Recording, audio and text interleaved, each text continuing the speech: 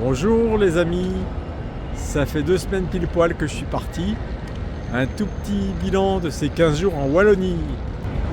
La première chose qui me vient à l'esprit, c'est qu'il n'y a pas d'accent belge. L'accent belge, c'est comme ça une fois, on mange des frites, ça n'existe pas. Au-delà de la langue, j'ai trouvé les Belges très sympathiques, très accueillants, chaleureux, courtois. Un peuple agréable. La deuxième chose qui me vient à l'esprit, c'est qu'on est face à une population très mixée, avec une partie des gens qui cherchent à s'intégrer et une partie des gens qui ne cherchent pas, comme en France.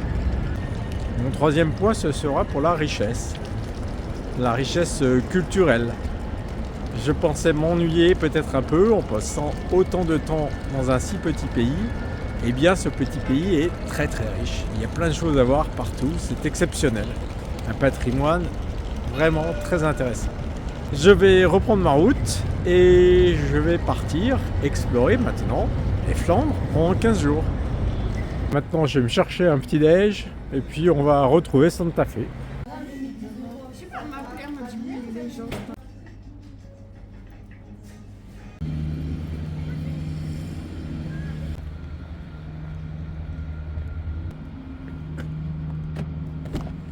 Je quitte donc Liège.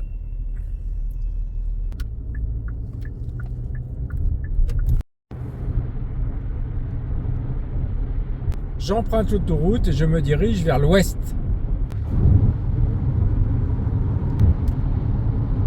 Je ne sais pas si vous avez vu les panneaux Vlaams, Brabant, Vlaanderen. Blijft het zonnig. Dit en meer in Zuid-Limburg vind je ook in de app van 14. Vanaf nu zijn we in Vlaanderen. Hier spreken we geen Frans, alleen Nederlands. Ik heb een beetje Nederlands gelernd. Et j'arrive à Leuven.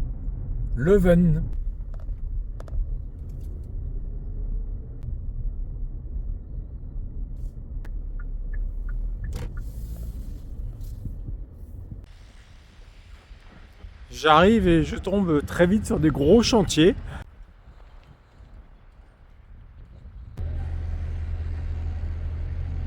On construit de nouveaux bâtiments et on rénove les anciens. À travers, c'est un petit cours d'eau.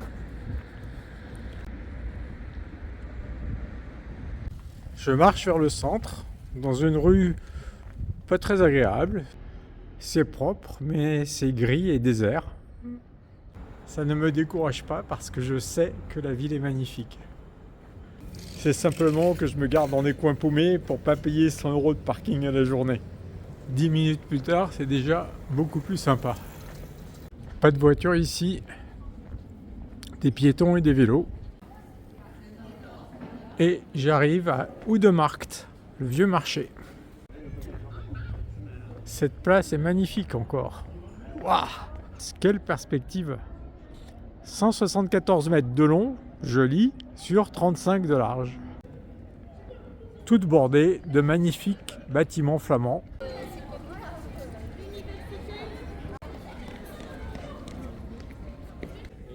Et dire que j'ai failli louper cette ville. Ce matin, je vous ai dit que je revenais vers l'ouest. Je devais aller à Sult, qui est une ville plus au nord. Et puis je me suis dit, si je fais ça, je loupe Louvain. J'ai changé d'avis et je suis revenu ici, ce qui est tout près de Bruxelles en fait. Je suis interviewé par une bande de jeunes, là, des collégiens, je pense. Vous avez quel âge? 15 ans. Ok.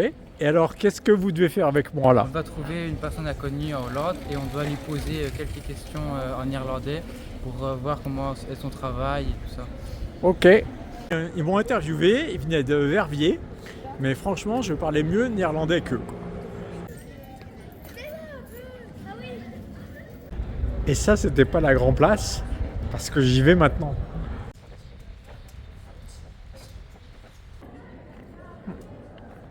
Et j'arrive maintenant sur Grotemarkt. Je suis frappé d'emblée par ce bâtiment exceptionnel. C'est l'hôtel de ville.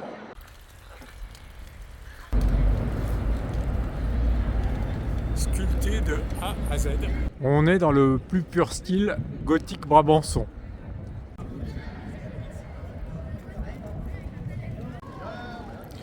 Au-delà de ces bâtiments remarquables, le nom de la Grand Place est trompeur par rapport à la vieille place. Elle est plus petite et moins belle. Voilà qui est prometteur pour les vieux. À droite de l'hôtel de ville, ce bâtiment est pas mal non plus. En face de l'hôtel de ville se trouve la collégiale Saint-Pierre. Elle porte le titre d'église magistrale. Des églises magistrales, il n'y en a que 2 au monde. Celle-ci est celle de Alcalá de Henares en Espagne. Église magistrale, je viens de l'apprendre, ça veut dire que tous ces chanoines sont professeurs d'université. Un détail amusant sur cette église, c'est qu'elle n'a jamais été achevée. Vous voyez ici les tours qui ne sont pas finies de construire parce que le sol ne supportait plus le poids du bâtiment. Allez, on va la visiter.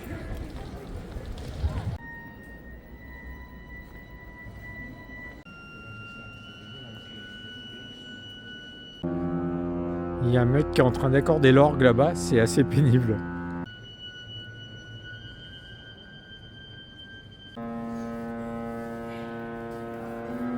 L'église est ultra blanche aujourd'hui, mais je pense qu'elle était peinte à l'origine. Ce qui me fait dire ça, c'est ce petit bout qui subsiste, très coloré. Là-bas au fond, ce que vous voyez, derrière la dame qui passe, c'est la tour du Sacrement. C'est une tour de 12 mètres de haut, qui est en fait un tabernacle géant. On trouve dans l'église des peintures de style flamand, avec ici un triptyque peint par Jos van der Baren, qui est un artiste local. Un autre triptyque de Theodor Butz.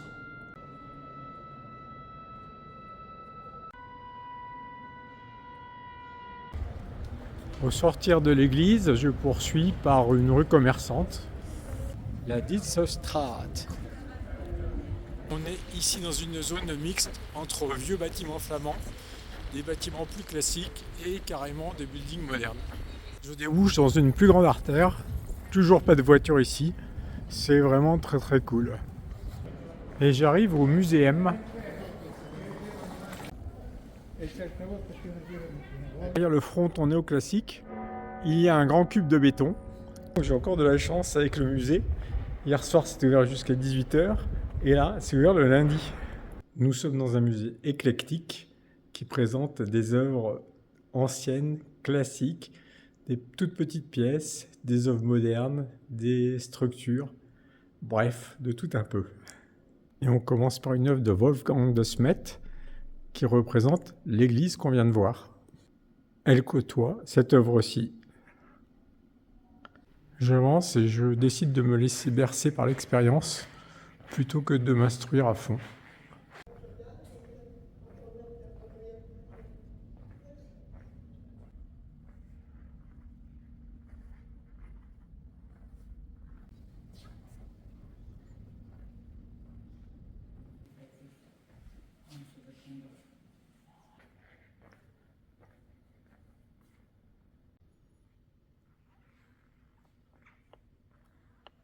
L'expérience était douce et agréable. Au musée, il y a 2 jeunes filles qui m'ont demandé de les prendre en photo. Puis, l'une d'entre elles a voulu que je mette un petit bout de vidéo. La voilà. Tu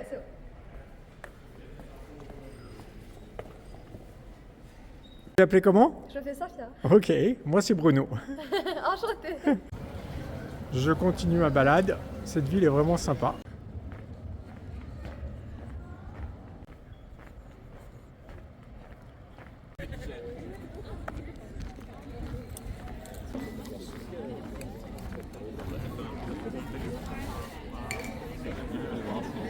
Je dois marcher pas mal de temps pour aller à mon prochain point d'intérêt. Je suis maintenant sorti de l'hypercentre et vous pouvez constater qu'il n'y a toujours pas de circulation automobile.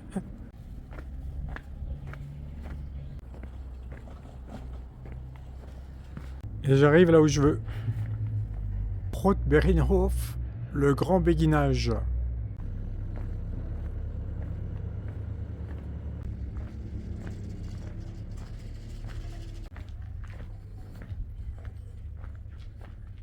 Un béguinage, c'était un village dans la ville où vivait une communauté de femmes très pieuses, mais ne dépendant pas d'un ordre religieux.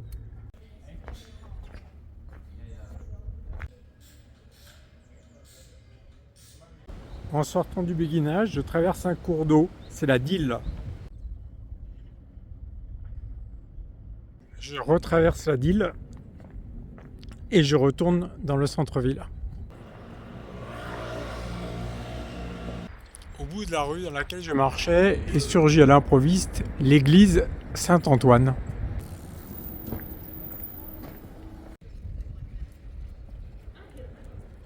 Dans ce collège enseignait Georges Lemaître. Georges Lemaître, c'est un ecclésiaste belge qui est le fondateur de la théorie du Big Bang.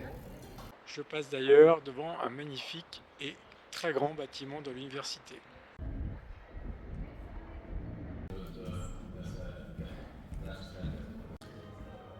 J'ai le droit d'entrer dans ce bâtiment, c'est tout. Donc je poursuis mon chemin. L'ambiance de cette ville est vraiment apaisante. C'est ancien, c'est propre, c'est cool, c'est calme. Il y a quelques villes comme ça qui sont rendues aux humains et qui me réconcilient avec l'urbanité. Je déboule sur une grande place moderne. C'est Monseigneur Ladeuse Plaine, mais tout n'est pas moderne. Regardez ce bâtiment, c'est la bibliothèque universitaire. Je vais tenter ma chance à l'intérieur. On va voir si ça se passe mieux qu'à l'université elle-même. Je me régale déjà avec l'extérieur.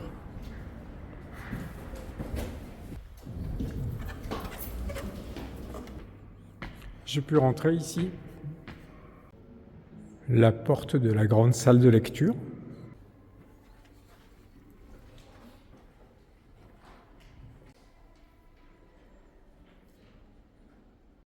Mon ticket me donne droit de monter dans une tour. C'est un peu comme la montagne de Buren, mais en colimaçon. J'en apprends plus sur l'histoire de cette bibliothèque, détruite par la fureur teutonique, reconstruite par les dons américains. Destruction pendant la guerre de 14. Un étage plus haut, j'apprends qu'elle a été détruite une seconde fois par les Allemands lors de la Seconde Guerre mondiale. Il paraît que d'en haut on a une super vue, mais je ne peux pas. Je dois rebrousser chemin. Je redescends. Voilà ce que j'ai loupé à cause de mon vertige. J'ai volé une image. Voilà, donc ce bâtiment date de l'après-guerre et je comprends mieux pourquoi cette grande place est d'aspect moderne. J'en ai fini avec l'essentiel de la vieille ville. Je vais aller visiter maintenant un tout autre quartier. Sur mon chemin, je croise ce gratte-ciel, puis je continue par des rues sans grand intérêt. J'arrive à présent dans un quartier très moderne. La Dyle est là encore. Elle n'est pas très présente dans la ville. J'arrive encore sur un énorme chantier.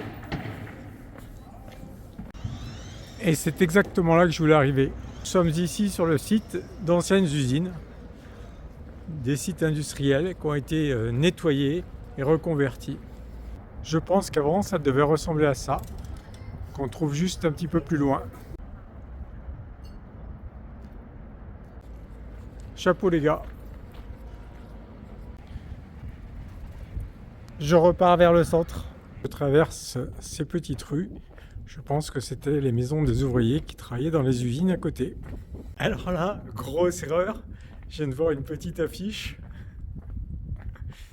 C'est un autre béguinage qui s'appelle le petit béguinage, celui-là. Pas très fort le Bruno sur ce coup-là. Pas très fort. Je rentre dans le centre historique à nouveau. Mon plan là, c'est pas de rentrer à ma voiture parce que c'est un peu loin. Donc j'ai envie de faire une petite pause par ici pour m'hydrater et monter mon film. Je suis revenu sur Oudemarkt parce que j'ai repéré ce matin qu'il y avait plein de bistrots. J'ai décidé de me mettre là, tout au fond d'une terrasse. Me voici au mieux pour l'hydratation. commencé à me cailler à l'ombre, je déménage sur les marches en face au soleil.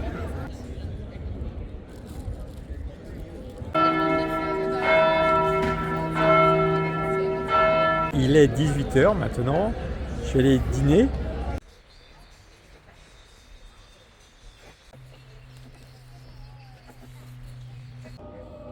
Je vais tenter ici. Je suis dans mon petit troquet, très sympa. Ik heb Nederlands geleerd met mijn gsm. Ik spreek niet goed, maar ik probeer. En je bent de eerste echte persoon wie ik Nederlands spreek. Heeft u iets kunnen kiezen? Ik ben klaar. Oké, goed. Wat diaboliek was. Diaboliek scampi, Ja, alsjeblieft. dank u. En wilt u frietjes of kroketjes of pasta? Frietjes. Frietjes. Wilt u iets drinken? Ja, ik wil een beetje. Ja. Orval. Orval. Super, Aha. dank u. Roostens water. Een kleine of een halve liter? Halve liter. Oké, Halve liter. dank u. Et bien voilà, je vais avoir mon Orval. Vous vous souvenez, l'abbaye d'Orval? La bière trappiste.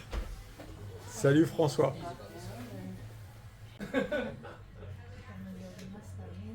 Je retourne aux croquettes. J'ai trouvé la Orval un peu amère. Pour ma deuxième, j'ai demandé autre chose. Il m'a amené une quoi remonte.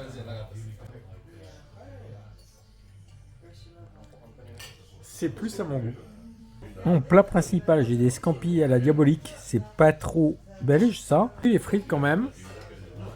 Forcé, obligé. Mais j'ai obtenu une petite salade. J'ai fini de dîner. Pour les petites musiques du soir, maintenant, ça va être en néerlandais. C'est assez difficile parce qu'il y a peu de chanteurs belges qui chantent en néerlandais. Ils chantent soit en français, soit en anglais. Pour commencer, j'en ai trouvé un des années 60. C'est Paul Severs qui chante Ik ben verliefd op jou. Ça veut dire je suis amoureux de toi. Ik ben verliefd op jou. Alles wil ik jou beloven. Kon je mij nu maar geloven? Want ik ben zo verliefd, zo ontzettend verliefd. Wil jou meteen voor mij alleen en voor altijd. Ik ben verliefd op jou. Maintenant, je vais quitter Oudemark pour rentrer en parking pour dormir. Et je vous dis, c'est tout pour aujourd'hui. À demain. Bye bye.